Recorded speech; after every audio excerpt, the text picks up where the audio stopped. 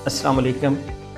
I am मनशा याद, international artist and calligrapher. क्या देख लें, ये लाइनें जिन पे हम लिखते हैं इनकी डिवीजन कुछ इस तरीके से है कि पहली और दूसरी लाइन का फासला 3 कत है और आगे 5 कत के 2 हिस्से किए जाते हैं, 2.5 कत की आगे 2 लाइनें, तो टोटल ये 8 कत के अंदर होती हैं। तो इसमें 6 के 6 वर्ड मैं दोबारा लिखता हूँ। सबसे पहले मद को देख लें जी,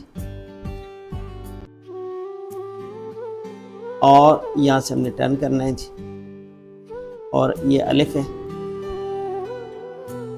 मद जो है इसमें ये 3 कत होना चाहिए और ये 1.25 कत होना चाहिए। एक सही, एक बड़ा 4 कत ये, और ये 3 कत, टोटल 4.25 कत। और याद रखने वाली चीज़ है कि ये 1 कत ऊपर से शुरू होता है, आधा कत नीचे जाते हैं, और ये इसके बराबर होना चाहिए, इससे नीचे नहीं होगा। अलिफ जो है ये 3.5 कत का होगा।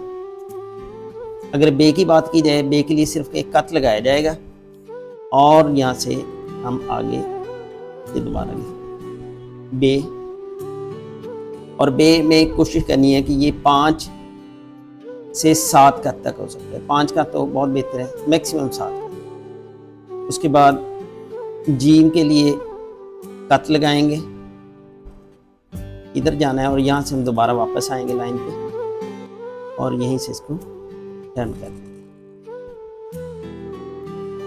दाल के लिए यहाँ से शुरू करेंगे और ऐसे, और ये रे है, और सीन के लिए छोटा मद, और ये हिस्सा और दायरा थोड़ा सा ऊपर से शुरू करेंगे।